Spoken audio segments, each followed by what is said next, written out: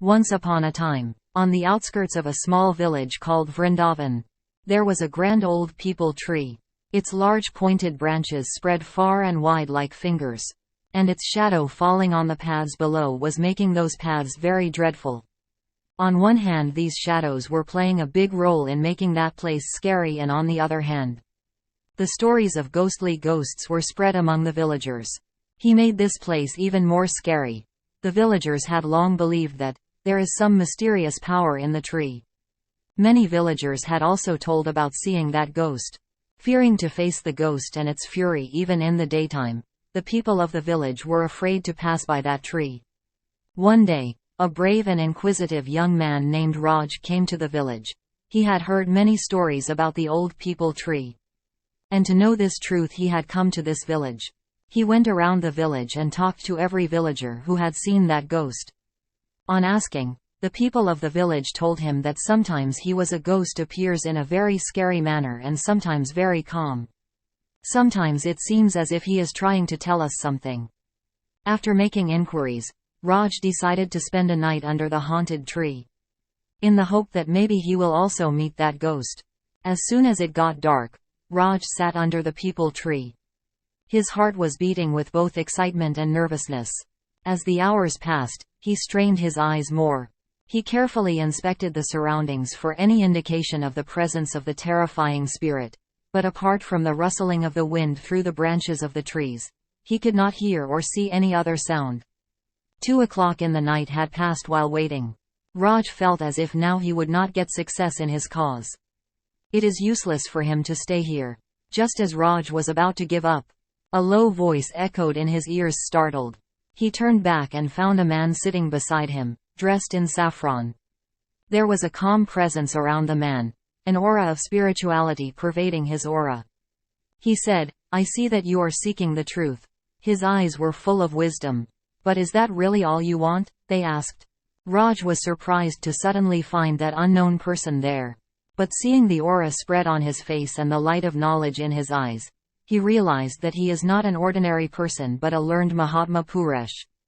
So Raj told them in detail about that old peepal tree and the mysterious ghost.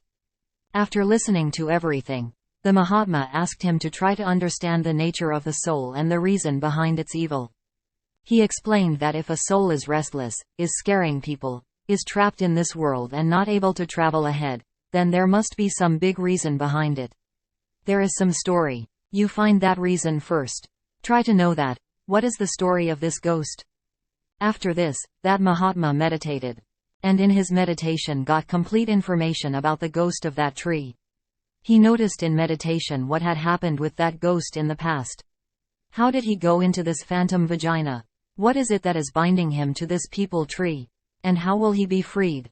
After knowing everything in meditation, he told that it is the last wish of the ghost that binds him to this tree.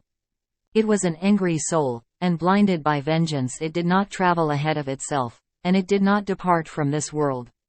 In course of time those people died from whom he had to take revenge, and those souls went on their journey ahead, and he remained here. Couldn't take his revenge. Over time this spirit lost its purpose of seeking vengeance, and its spirit remained trapped here.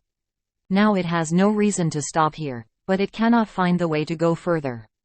That's why it annoys the villagers sometimes and sometimes tries to establish contact with them. Raj listened carefully to all the words of the guru, mesmerized. Then he realized that this ghost did not want to harm the villagers. He just wanted a solution.